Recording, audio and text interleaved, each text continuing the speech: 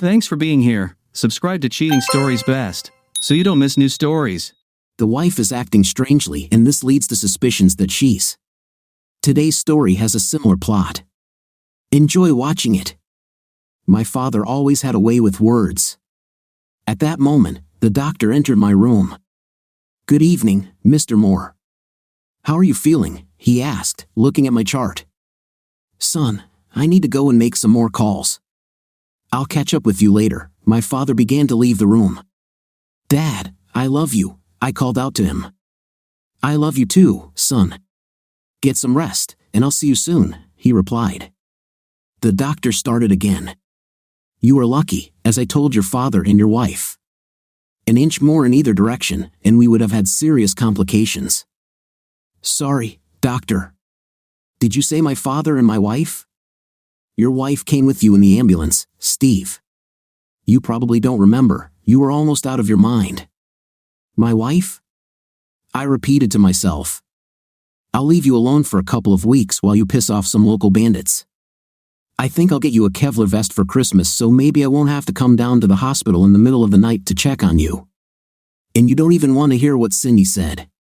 Jeremy smiled. "Well, now that we've got that out of the way, bro, how are you feeling?"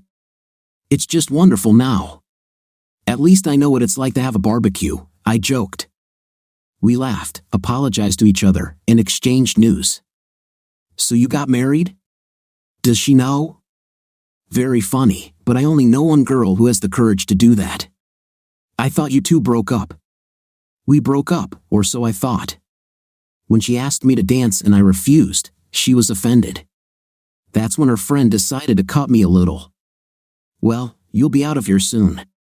Think about the story you'll tell your kids someday. And if you're lucky, you'll have a nice scar. Women love that. It'll be like, 'Oh, poor Steve,' right?" Jeremy stayed for another 20 minutes before mentioning something about dinner and needing to get some sleep before work tomorrow. Right before he left, he warned me about his next visit. "I'll bring Cindy with me tomorrow night. She says she has some tough words for you." God save me. "That's what I need, another woman coming at me," I said. I asked him to wait until I was out of here before bringing Cindy. I hope to be home by Wednesday evening, if, of course, I survived all these visits. The doctor returned straight from a not-so-successful lunch at the hospital, announcing that I was doing as well as could be expected and that I would see him tomorrow. I slept great Sunday night, better than I had slept in months. It was probably because of all the medication. I'm sure I visited a couple of times during the night, but I didn't notice. I woke up hungry, happy, and if it weren't for the stitches on my stomach, I would have happily taken a walk in the park. By Wednesday afternoon, I was home, bored and ready to go back to work. "Just don't overdo it," were the only instructions the doctor left me. I had my last follow-up appointment a week later, and then I was left to my own devices. On my first day back at work, there were cards and cookies on my desk. I was the center of attention for the first 2 hours. Once everyone's curiosity was satisfied, everything returned to normal, except for a few last-minute congratulations from colleagues who sometimes stopped by to see me. I left 3 emails and 2 calls to Regina to thank her for her help, but there was no response. When Cindy came in the next evening and lectured me for the umpteenth time, she said she had spoken to Regina. Regina regrets what happened and feels guilty. "After your argument, she went back to her friends and basically told them what in 5th place you were to her. One of the guys she only met once took it as a sign that you didn't respect her and decided to teach you some manners, as he put it."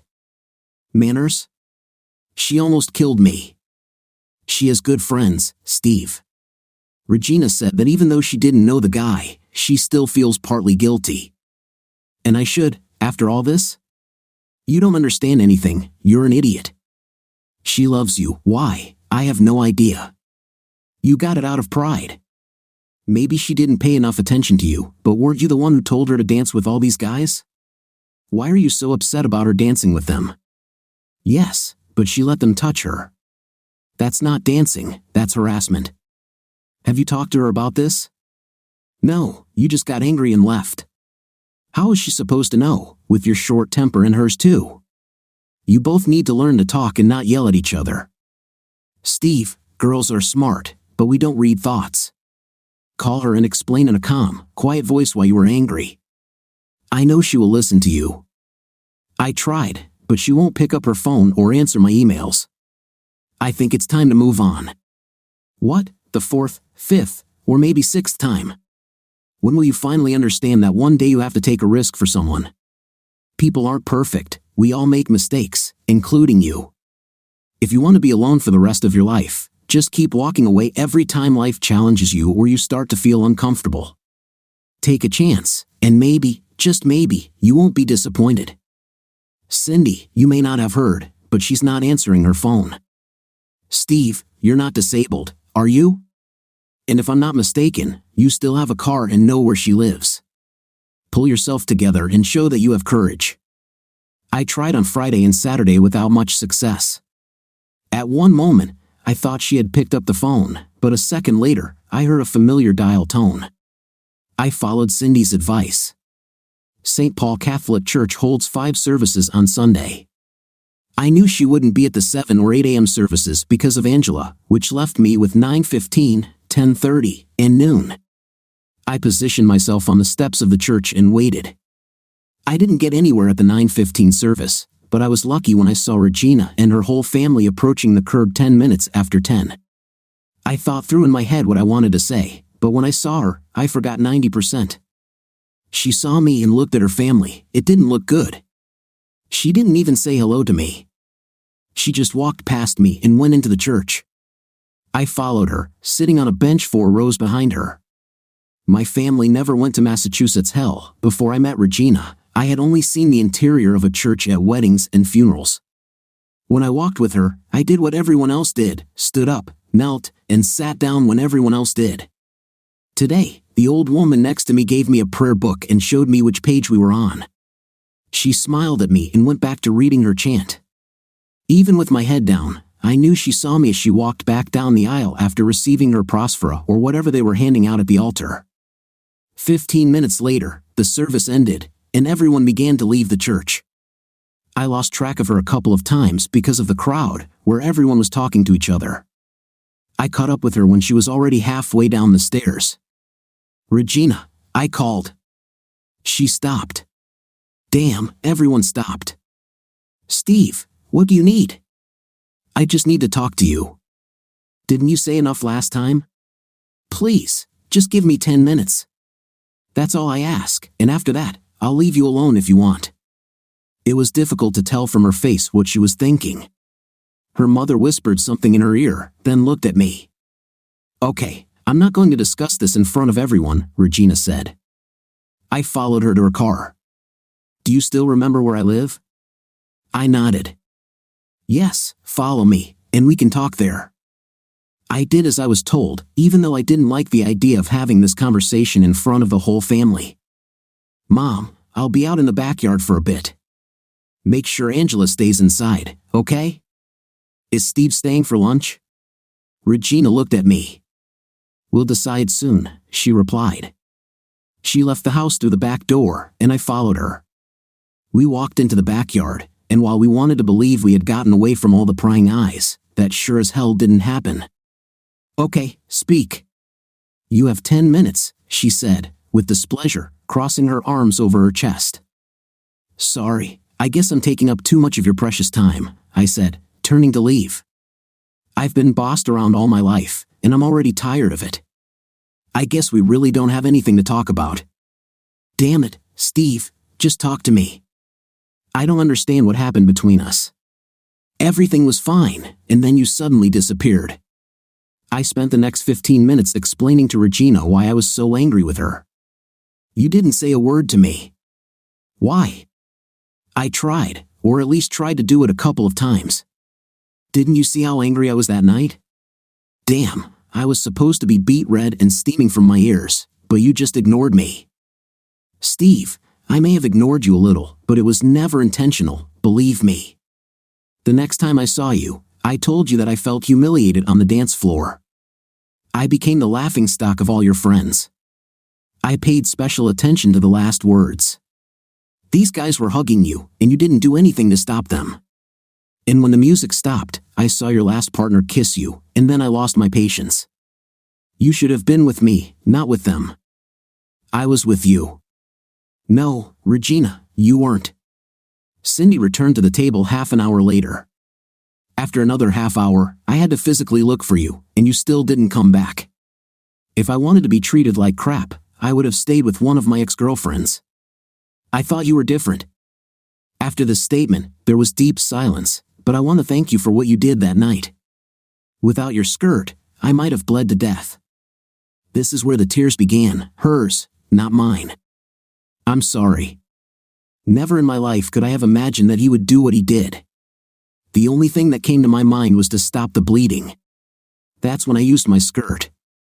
Someone poured beer on it, saying that alcohol would prevent infection.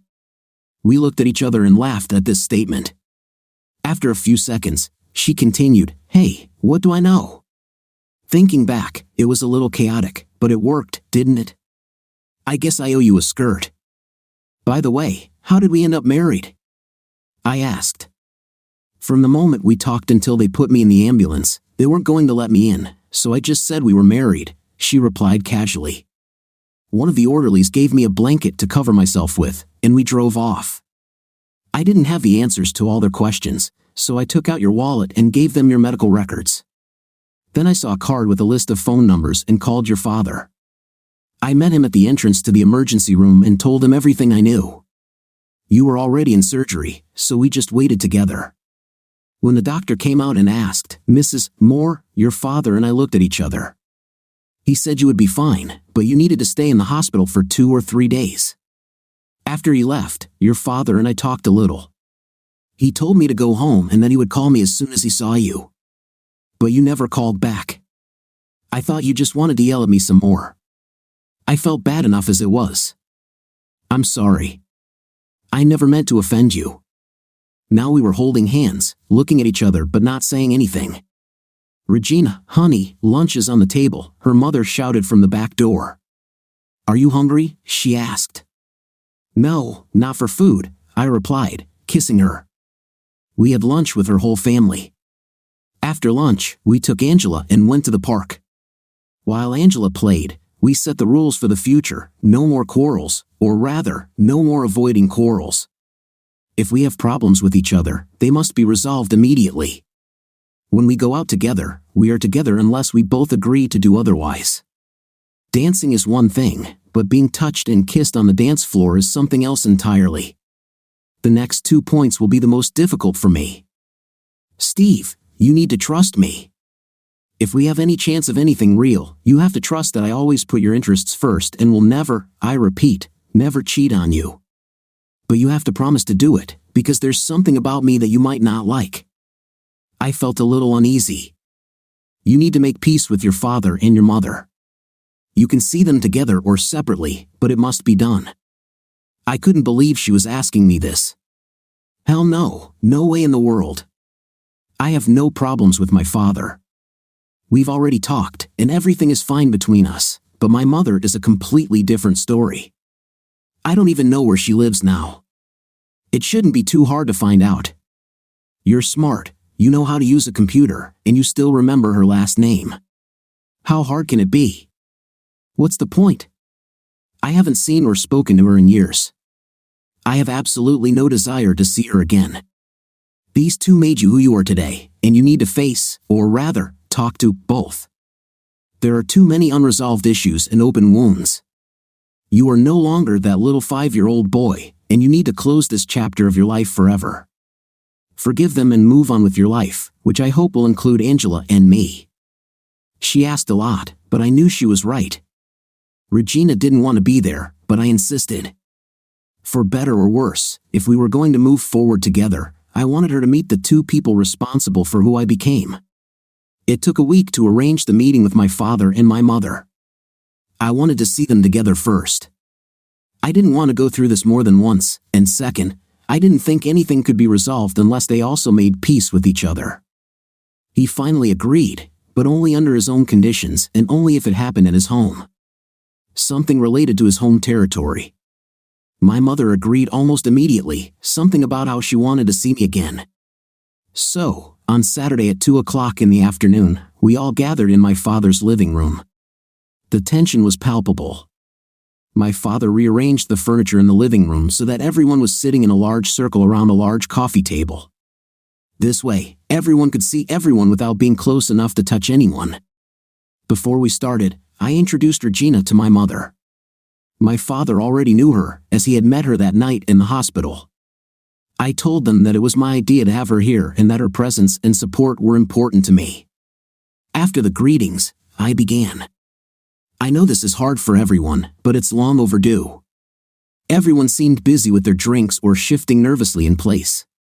We may not love each other, but we all have a common denominator, me.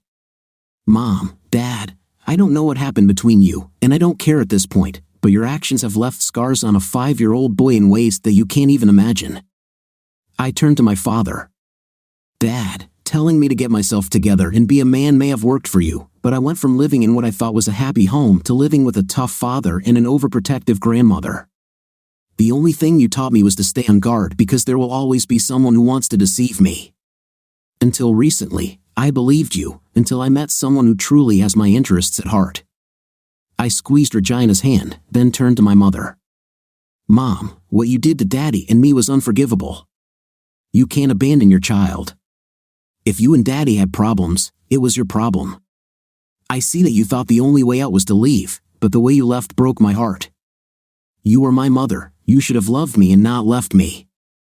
All those promises that we would be together again were like a teaser with candy that you gave to me and then took away. It got to the point where I felt like you didn't want to see me anymore. You were building your new life without my participation. How many years has it been since you last talked to me? 6? How many calls, cards, and missed birthdays? Why don't you care about me anymore? Or are you just ashamed that you let it drag on for so long? Tears flowed as my mother tried but couldn't find the words. I continued, no matter what, you are still my mother, and nothing can change that. But how present you will be in my life depends on what happens here today. You both need to understand one thing. I no longer need your support or approval. We're all getting older, and one day I'll get married and maybe have kids. I want you both to be a part of our lives, and I hope you want that too. This started a round of discussion for the next hour. The phrase "I'm sorry" was repeated constantly. My father spoke rather than shouted at my mother for the first time since she left us. They were never going to get back together or even be friends, but if they could at least remain civil to each other, I could live with it. For the first time, I learned that my mother had remarried and was happy but would give anything to have me back in her life. My father was still resentful and started bringing up old problems. I stopped him immediately. Dad, this is about us, or should I say, the three of us, not about you and Mom. If you want to fight again, please wait until Regina and I leave. Then you can destroy the house if you want. I took back control. When things quieted down again, I let Regina tell them a little about herself. She explained our volatile relationship, adding that she was committed to it. She told them that this discussion was important if the relationship was to truly blossom. In the 2 hours we spoke, problems were resolved and meetings were scheduled, especially during the holidays. Although complete peace was not established, at least the hatchet was not buried in someone's head this time. We all hugged, exhausted and emotionally drained but with smiles. We ended the meeting and returned to Regina's parents' house. She shared her feelings about what had just happened at my father's. Stephen Moore, I'm so proud of you. You are a strong, wonderful, caring man, and I'm so glad we're together. How happy are you? I said with a sly smile. Let's go. We don't have time for what you're thinking. Remember, you promised Angela that we'd take her shopping and eat out if she behaved. I'd rather her mother be a bad girl and be in my bed right now, I teased. She did not give in to the provocation. We'll have time for that, but later, she said. I pouted, even though I knew it wouldn't lead to anything. Regina's mom's eyes wanted to know everything as we walked through the front door, but she kept her mouth shut. I thought she and Regina would talk later.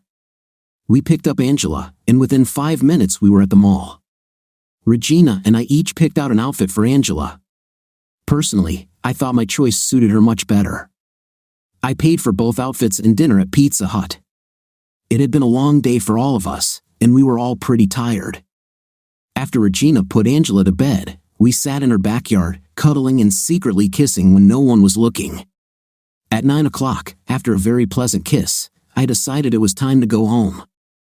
"I want to go to work at 7:15, so be here no later than 7:45, she announced, walking me to my car with one more kiss. I headed home for a well-deserved nap. "Where's Angela?" I asked the next morning. "She's going with my mom to Mass at 10:30. It'll be just the two of us this morning." Everyone knew each other. It was more like a social gathering outside a large Catholic church, with everyone updating each other on the week's events. I wasn't a regular participant, but I could tell that everyone knew who I was, probably knowing more about me than I would have liked. The same thing happened on the way out, saying goodbye to everyone and promising we'd see them next week, which took at least 15 minutes. With Regina next to me in the front seat, she announced that she wanted to stop at one of the local bakeries. She chose a couple of dishes that we both liked and bought each of us a cappuccino. "If you don't mind, I'd like to have breakfast at your apartment for a change." Am I against it? Of course not. I lived for the time when I could take her entirely into my own hands, which didn't happen often. It was nice to sip my coffee and enjoy the warmth of a beautiful summer Sunday morning. During the 10-minute drive to my house, I felt relaxed. Hand in hand, we entered my apartment. Hands, lips, and tongues greeted me when I turned around after closing the door. There were no discussions, no idle talk, or anything like that. Regina had her own plans for the morning, and it wasn't breakfast. I was just grateful that my bedroom wasn't as messy as usual. That morning, breakfast was delayed by about 2 hours. Do you know what it's like to hold a curvy woman in your arms? Wonderful. Full breasts, hips, a fifth place that could take a beating, and a mouth that made me forget every other lover I'd ever had. I expected this to happen sooner rather than later, but after yesterday, I thought we'd talk again this morning, working out the rest of our problems.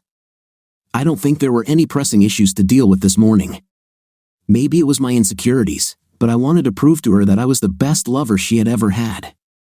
That was great. It felt really good, she said, licking my lips and then inhaling them. Good, great, I thought to myself, feeling that I had given my best effort and it was just good.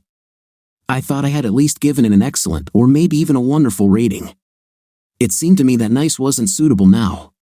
My male ego took a hit, and I think Regina understood my dilemma. It was the most pleasant and tender lovemaking I had ever experienced. "I need a shower, and so do you. We can't go back to my mom smelling like a knight, can we?" she said. "I don't know why not. Let's try it and see what happens." Let's see, an overprotective and extremely traditional Catholic family on one hand, and a guy they're just starting to trust who brings their daughter home from church smelling like he's been having an intimate all night. They know you're not a virgin. They probably realize you are at least a little involved in this, Steve said, thinking about it. Throwing it in their face are two completely different scenarios. If they don't see it, they don't worry about it. They trust their daughter. After eating breakfast, which, of course, whetted our appetite for more, we headed to Regina's house. I held the car door open for her. She sat down, adjusted her seatbelt, tousled her hair, and looked in the vanity mirror, putting on her lipstick. When I walked over and kissed her, just before starting the car, I began to complicate things even more. Without thinking twice, I casually declared, "I love you." Just as casually, I started the car and began to pull out of the parking lot when she screamed, "Stop." She leaned over and turned off my car. "What the hell did you just tell me?" she asked. I unbuckled my seatbelt, extended my hand to a surprised Regina, kissed her on the lips, and told her again that I loved her. I restarted the car and drove away a second time. "Steve, we need to talk about this." "I know, but is now the right time or place?" "Well, my parents' house sure as hell isn't the place. Just answer me one question. Do you care about me?" "Yes," she began to say, but I stopped her. "There are no buts. I care about you, you care about me, what else matters?" "Well, I can think of one person that immediately comes to mind," Regina said. "You and Angela are one. I've known this from day one, and you didn't see me heading for the mountains, did you? There will probably be many problems, but together we will solve them one at a time.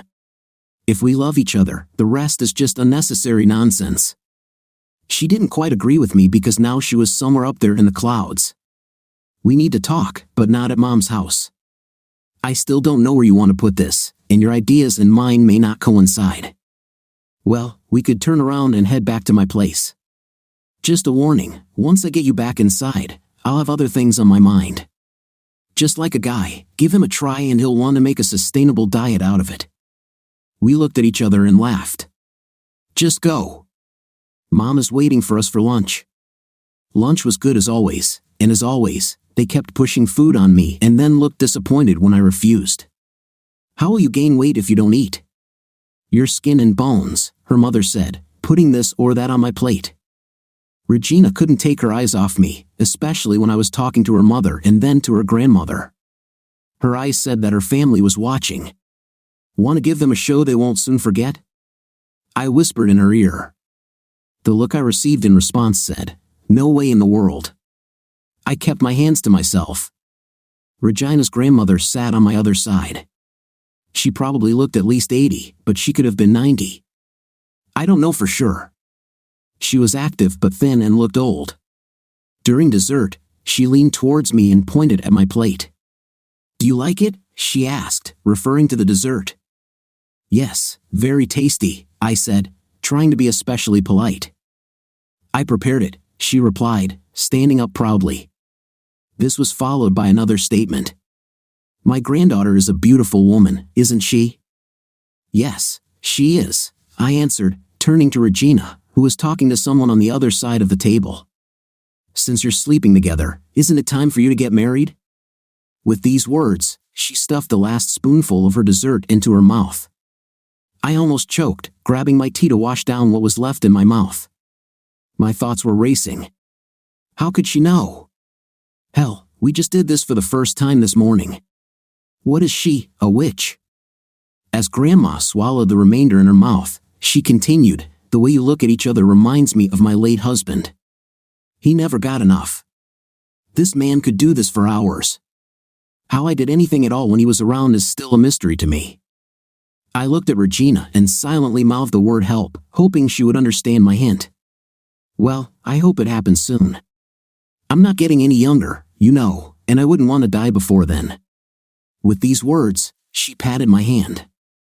I was very happy when Regina came to my rescue. Grandma, I need to introduce Steve to Aunt Claire before she leaves. No problem, honey. Steve and I are just getting to know each other a little better. When my grandmother's gaze met mine, it said everything. You didn't tell anyone that we had a night before we came here, did you? Steve, do you think I'm crazy? I'm damn sure I don't have a devious wish, aren't you? Well, your grandmother said that since we were having an intim, I should make you an honest woman. This, along with a brief history of her nightlife with your grandfather. Damn, too much information. Regina was laughing into her hands. Now come on, laugh. You saw that I almost choked on the custard. Think how cute it would be if she fed me mouth to mouth. Ugh, the only one who will give you mouth to mouth is me. With a quick glance to make sure no one was watching, she kissed me hard. It was a little creepy, but every Sunday, my grandmother would not take her eyes off me, especially if I was with Angela or Regina. My conversations with Regina became more serious and included all topics, including Angela. Would I adopt her if we got married? Would I become a Catholic? Where would we live? How many children did I want? She wanted answers to all these questions, but sometimes I didn't have them. Things were moving fast, and it scared the hell out of me. We often met with Jeremy and his wife Cindy. Last year, they took the plunge and were wondering why I was delaying. My family is closer than it has been in years. I made it a point to talk to my father and mother weekly. We worked on a relationship, but sometimes it felt like pulling teeth. It was difficult to regain so much lost time in a few months, but I was going to shake things up again. This happened on Sunday, the 14th of March. Regina and I were as compatible as anyone I've ever met. The work was going great, and for once, I was happy with my life. The lease was expiring on the 1st of May, and I had already told them that I was not going to renew. Instead of replacing my 10-year-old car, I rebuilt the engine and did a few other things so it would last another 100,000 miles. I had better things to do with my money. Often on Sundays, after church, there would be 20 to 25 people at her mother's house for lunch, and everyone brought something. Regina and I went to the bakery after church and bought 4 loaves of freshly baked Cuban bread. They were still warm when we put them in the back seat next to Angela. In the trunk of my car was a large cooler with ice and a few other items that I would need later. When we entered the house, Regina went to the kitchen, and I went to look for her grandmother. It was quite difficult, but luck was on my side because that Sunday she sat alone on the couch and watched what was happening. I walked over and sat down next to her. "Hi, Grandma. How are you feeling today?" She smiled and said that, except for a slight cough, she felt like she was 70 years old. "I need to show you something," I said, looking around for Regina and her mother. "This is something I bought for your granddaughter. I just want to know if you think she'll like it." I pulled the ring out of my top pocket and showed it to her. She didn't cry, didn't scream for joy, or anything else. She just looked at it, smiled, nodded her head, and kissed me on the cheek. Placing her wrinkled hand on mine, she said, she would really like it if it were the cigar ring you gave her. "So, have I received your blessing?" I asked. She didn't answer, only nodded again in approval. I kissed her forehead. My palms were sweaty, my heart was pounding. I had no appetite, but I managed to swallow a few bites. Regina sat on a bridge chair with a plate of food on her lap next to one of her aunts and her mother. They were all talking a mile a minute. I took one last sip of tea, relaxed my shoulders, took a deep breath, and walked forward. I knew that if I hesitated, I would chicken out. I already chickened out once. Regina saw me walking towards her and smiled at me. I loved this woman more than anyone ever. She was about to say something to me when I dropped to one knee in front of her. I had a big speech planned about how much I loved her and Angela, which would probably go on way too long. What happened was that I became a little tongue-tied and ended the conversation with, "Regina, I love you, and will you make me the happiest man on earth by agreeing to become my wife?" She didn't expect this, especially right here in her parents' living room with no one but her father and grandmother around. I was on my knees holding that damn ring and waited for what felt like an eternity until she burst into tears, threw her arms around my neck, and kissed me. Everyone went crazy. I had already done the right thing by asking Regina's father for her hand a week ago. When I walked in today, I handed him my car keys and told him that I had a cooler in the trunk with a few bottles of champagne that we might need later. He took the keys, shook my hand, and said, "Good luck, because you're going to need it." He was right. The pandemonium began when every woman in the room wanted to see the ring that was already on her finger, and Regina didn't let me go for the next hour. The women were all talking at once and loudly. When Angela entered the room to find out what was causing all the fuss, Regina grabbed her and told her she was going to have a new dad. I think it went in one ear and out the other, but I still got a hug from her. Looking at my grandmother, I saw her smile. It was a big day for her, too. Her father and brothers brought out the champagne, glasses were filled, toasts were made, and I was officially welcomed into the family. While the women began planning the wedding, her father, brothers, and the rest of the men took me to the backyard, where they got out strong drinks. I only lasted 3 rounds before I thought I was going to cough up a lung. They laughed and said I'd get used to it. This was the longest Sunday brunch I'd ever been to. By 7 o'clock in the evening, everything began to calm down. Everyone congratulated us again as they walked out the front door. I was planning to leave soon, so I drank a glass of cold iced tea. I had already had too much to drink earlier and didn't want to risk getting a DUI. I watched as Regina helped her mother and grandmother, still with a smile on her glowing face. When she came to me, the kiss she gave me almost knocked me off my feet. I thought now that we were engaged, she could show some affection in front of her family. "Why did you do this in front of my whole family?" she asked when we were alone. To top it off, she gave me another kiss. I thought about it for a long time. Considering how close your family is, I decided to include them in what I hoped would be one of the happiest moments of our lives together. It's like combining our 2 families. Well, it worked, and you sure impressed my parents. not to mention made a few guys in the room feel a little out of place. "You always know how to surprise me," she said. "I'm trying. By the way, what would you do if I said no?" "Well, I know a mature lady, and if she's half as good as her stories, she'd probably kill me on our honeymoon. I can guarantee you won't be able to walk when I'm done with you." "Isn't that what I'm supposed to be telling you?" We laughed. Night tension hung in the air. With Regina in my arms, I wanted to take her home and spend the next 2 hours showing her what we would do nonstop on our honeymoon. It seemed like her mother wasn't ready to let me go yet. First, she wanted to talk a little about the wedding. So, for the next hour, Regina, her mother, grandmother, and her 2 aunts discussed the wedding. This was not at all how I planned to end my proposal day. On Monday and Tuesday evenings, we went around telling everyone the good news. We first met with my father, who was not at all surprised, and then with Jeremy and Cindy, who both said it was about time. I couldn't tell if my mom was surprised or not, although she seemed genuinely happy for us. I felt something underlying, but I didn't care whether she liked it or not. It was already decided for us. When Regina asked when I wanted to get married, I said, the sooner, the better, because I needed to vacate my apartment by the end of April. We needed to find a new apartment and be ready to move in during the last week of April, so we didn't have much time. Location was the main issue. She still wanted to be close to her parents, and I wanted to be close to work. We had a conflict. In the end, I placed her work, my work, and her parents' house on a map and drew a circle around all 3. That's where we needed to look. Her neighbor's second cousin's friend had a 2-room apartment for rent. Apparently, marrying into a large extended family has its benefits. The place was spacious, clean, and I could live with a terrible view of the parking lot for the price he offered us. We signed a 1-year lease and were told we could move in any time after April 27th. After our first wedding meeting on the day of my proposal, I tried to stay away from wedding plans. "I'll be there, tuxedo or not, as long as there is something to eat and drink. I'll be happy." After all, this was the moment when the bride was supposed to shine.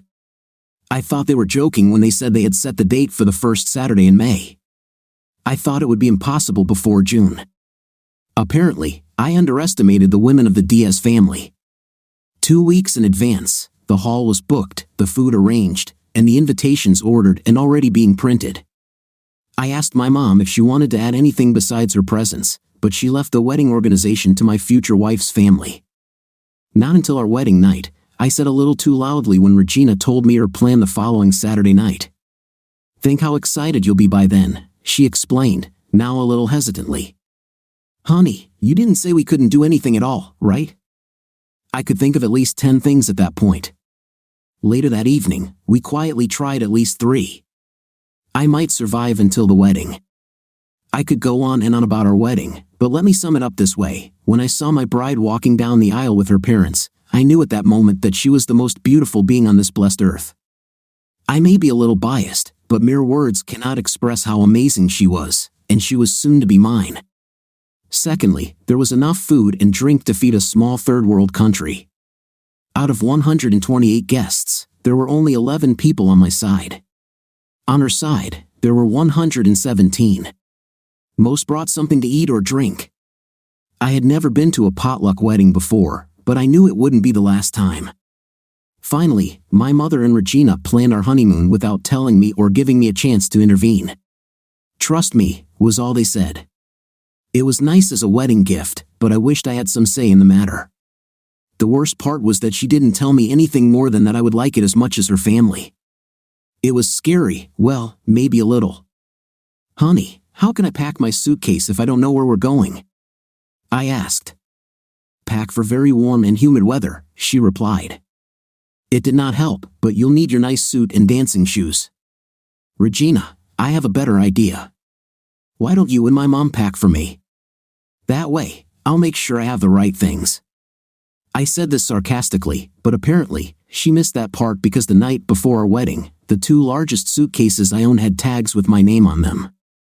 I was in a quandary. It was almost midnight, and the wedding was still going on. As much as I was having fun, I already had other ideas on my mind. I snuck up behind my bride, kissed her neck, and told her that she made me the happiest person on earth. She looked at her watch, called out to her mother, and told me it was time to change. Change for what? I asked. For our honeymoon, silly, she replied. An hour later, the four of us were crammed into her father's Jeep with enough luggage for a trip around the world. With her mother and father in the front seat, Regina and I snuggled as close as possible in the back seat. When we arrived at the airport 45 minutes later, I had had enough. As we pulled up to the edge of the road at the Southwest Terminal, I decided it was time to demand answers. Stop! Wait! I won't take a step until you tell me where we're going, I said, raising my hand to stop the whirlwind of events around me. The three of them looked at each other. Finally, Regina answered my question. First stop, Puerto Rico. We have a little over an hour and a half before our plane leaves. Well, at least I knew we were heading south. Already in our seats, first class, no less, Regina handed me our itinerary for the next 7 days. We were treated to a 7-day cruise tour of the Southern Caribbean, starting in San Juan, Puerto Rico. Her extended family met us at the airport, where we were taken to someone's house just outside of town. English was spoken here from time to time, but the main language was Spanish. Introductions were made, and we were shown to a room where we could freshen up, get some rest, relax, or do whatever we wanted. The rest of the family would be coming around 11:30 in the morning for the party. Her cousin winked at us and closed the door. I turned to Regina with a big question mark on my face. The rest of the family? The party? My family here wants to throw us a wedding party?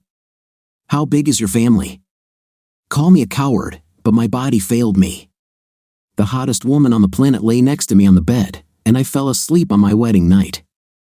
In my defense, it was 6 o'clock in the morning on Sunday, and I had been up for the last 24 hours celebrating my wedding and partying like there was no tomorrow. I was at my limit. There must have been 50 people at the party, first and second cousins, old friends, new friends, they were all there. More food and alcohol appeared again, placed on tables throughout the living room. This seemed to be enough to feed the entire island. After 3 hours of celebration, I began to silently pray that we would make it to the ship on time and sober. Everyone wanted to meet their new husband, and since Regina had been away for 10 years, there was a lot of socializing. At 5 o'clock, I told her it was time to pack all our things into the car and head to the port. I was looking forward to 7 days alone with my new wife. The cruise was full of activity. If you wanted to do something, there were 6 stops: St. Thomas in the U.S. Virgin Islands, Barbados, St. Lucia, St. Kitts, and St. Martin. We were scheduled to return to San Juan on Sunday morning. We couldn't even go to dinner the first night at sea. We ate on the balcony of our cabin and reconnected with each other after the previous 2 days of non-stop action. Regina said she had packed a special surprise for me for each night of our cruise.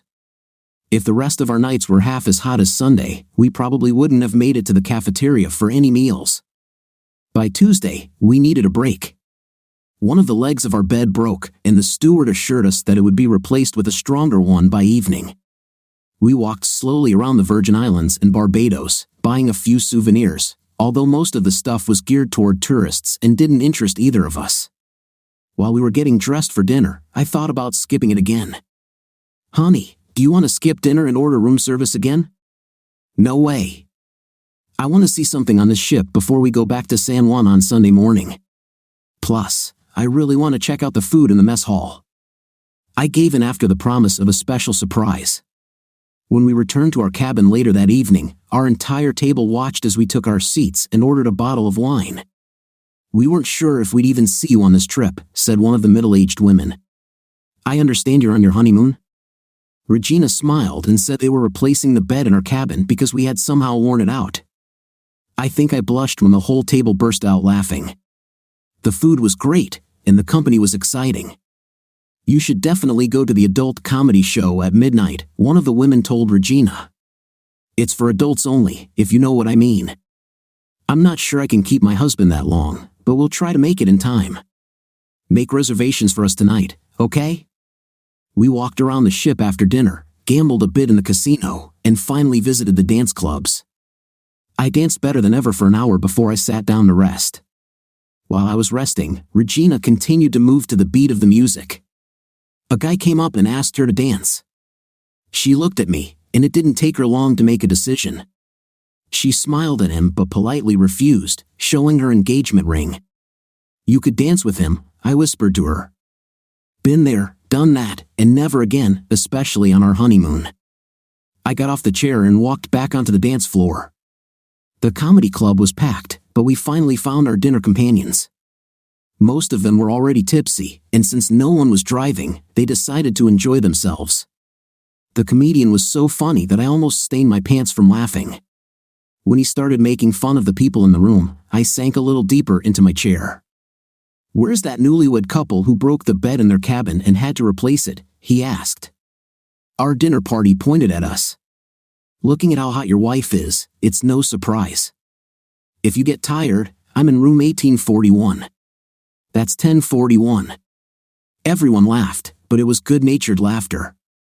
Regina, not one to let anyone get the better of her, quickly answered him, "Well, if you have more than my husband's 12 inches, show me that, and then maybe we can work something out." "How about I give you 6 inches twice?" was his quick reply.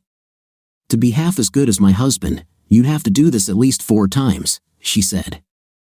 The audience burst into laughter again, but Regina added, "If you don't mind, we have another bed worth trying out." She took my hand.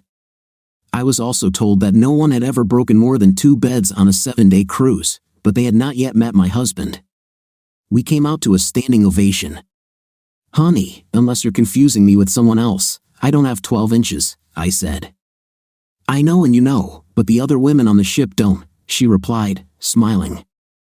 I received a lot of stares from many women for the rest of the cruise. I'm sorry to say we didn't break the record for broken beds. We tried our best, but it didn't happen. On Sunday morning, we returned to San Juan, and by 10:30, we were on the Big Bird flying home. It was an exhausting and memorable 7 days, to say the least. Thanks to these 7 new outfits, we were able to relive our wedding night over and over again. We slept most of the way back because we knew our new reality was waiting for us as soon as we got off the plane, and it was waiting for us. "Mom! Mom!" Angela screamed, running toward Regina.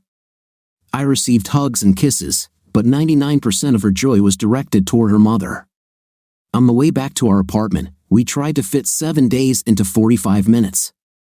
Work started tomorrow, and we all went to bed early, knowing we would wake up to our new normal. Life was better than good. I was usually greeted at the door with kisses and hugs from both of my women. I tried to bring home something special for Angela every Friday night.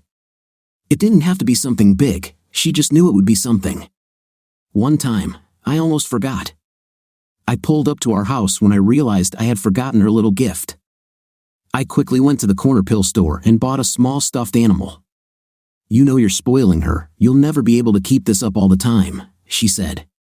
She was right, so from that Friday, I started giving Angela $1 for her piggy bank. Now she met me at the door holding her piggy bank. After a big kiss and hug, the $1 was placed in the pink piggy bank. I tried to diversify, sometimes coins, sometimes paper money, but the dollars were always there. The week before my business trip to another city, Regina seemed a little off. By that, I mean the honeymoon period seemed to be passing. She was still waiting for me, but something was wrong. Although we still made love almost every night, if I didn't know better, I would have thought she had something on her mind. I had to leave for almost 4 days. I called every night, and she said she missed me, but the underlying subtext was there. On the flight back, I slept as much as I could because I knew I probably wouldn't sleep the first night home. This was the first time we had been apart since our wedding 3 months ago. When I pulled into the driveway and opened the front door, there was nothing, no kisses, no hugs, nothing. "Honey, I'm in the kitchen," I heard her shout. She was stirring something on the stove. After drying my hands with a towel, I received my hug and kiss, a little later than expected. Maybe I expected too much. She was a little quiet, but Angela more than made up for it. "Regina, are you okay? Are you sick?" "I'm fine, just a little tired. I think I'll be back to normal by the weekend." She didn't return my concern. My wife spent a lot of time with her mother or on the phone with her. It might have been a little post-wedding blues, or maybe I wasn't paying enough attention, but whatever it was getting worse. When she snapped at me on Friday night for giving Angela $2 instead of $1, I knew something was definitely wrong. When she replied that nothing had happened, I didn't believe her. That damn little voice in my head was talking to me again, and I didn't like it. On Saturday morning, Regina said she was going to church for confession. In all the years that I had known her, she had never gone to confession. Being such a Catholic, what could she possibly have to confess that was so bad? When she returned, I immediately noticed that she was crying. What she was hiding was tearing her apart and indirectly tearing me apart too. "Regina, honey, we need to talk today." "I know, and we'll talk when Angela goes to bed tonight." The inner voices became louder. Dinner was simple, but neither of us could eat much. After a little television, a quick bath, 2 chapters of her favorite book, and Angela was out, I found my bride in the living room waiting for me. "Do you want to start, or should I start asking questions?" I said, trying not to be confrontational. "Steve, you have to promise me that you won't get angry no matter what I say." "Regina, I don't know if I can promise that. It depends on what you're going to tell me. Please promise me." She was already crying. "Okay, I promise. No matter what you tell me, I won't get mad." "Steve, do you know how we discuss everything and make all the important decisions together? It was one of those agreements we both made before we got married." "Okay, so what haven't we decided together?" "Just remember it's not entirely my fault. It's just me that is. Damn it, Regina, spit it out." I spoke a little louder than I intended. "Steve, I'm pregnant. I know you wanted to wait until we moved into the house. I'm so sorry. How could this happen?" I was shocked, to say the least. "Sometime during our honeymoon, I think. But you took the pills, right? Did you miss a day or something?" "No, I checked. I started taking the pills 2 days before we left and made sure I took them every day. Before this, we used protections. Sometimes it was after we had a night or first thing in the morning." My gynecologist didn't have an answer either. She said maybe I should have started a month earlier to regulate my cycle, but even then, sometimes it just happens. Nothing is 100% foolproof. But no matter how it happened, we'll have a baby. Please don't hate me." She began to lose her composure again. "I told my mom and my priest, and both told me I shouldn't hide this from you. They were right. How can I be angry with the mother of my child?" "Honey, we're going to have a baby," I said, trying to sound enthusiastic. "I'm so happy," she screamed with joy, jumped into my arms, and gave me a huge, salty kiss. Okay, I lied, but I'm not Catholic, so it doesn't matter. I was neither delighted nor completely miserable. I really wanted to wait until we got settled a little, but it happened, and I was ready to support her 100% no matter what.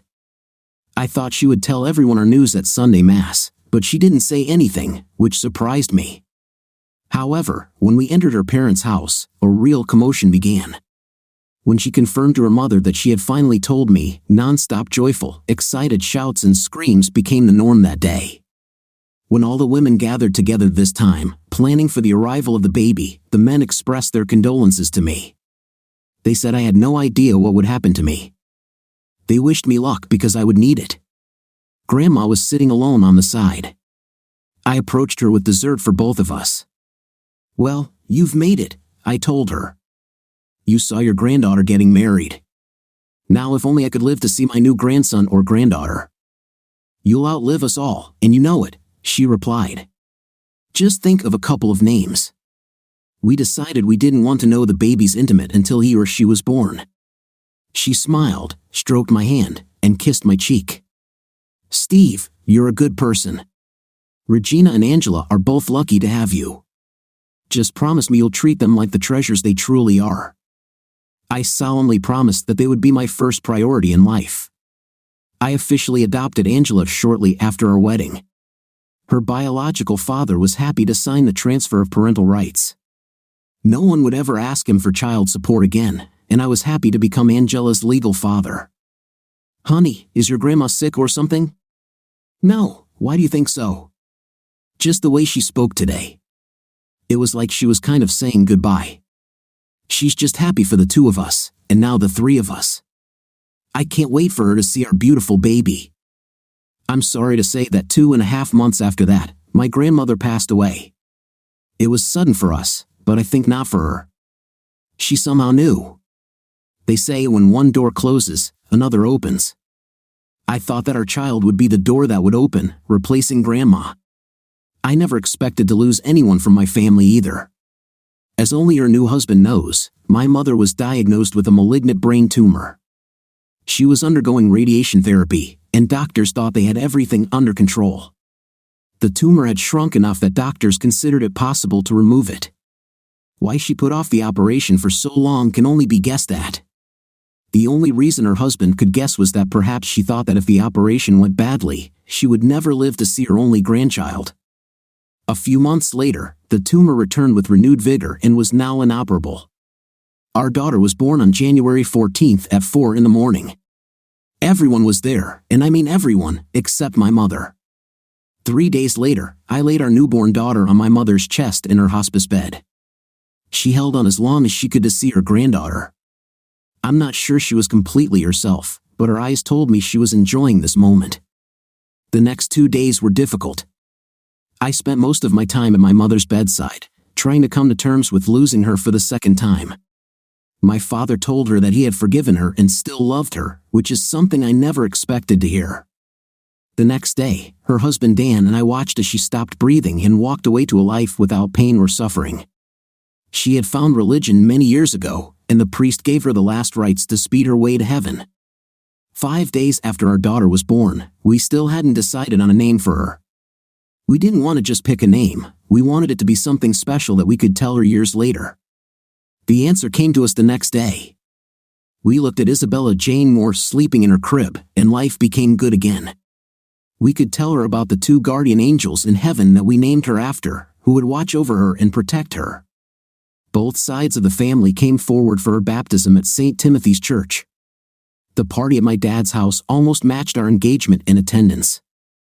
There were 2 proud parents, 3 beaming grandparents, an enthusiastic sister, and a large extended family that would always look out for her.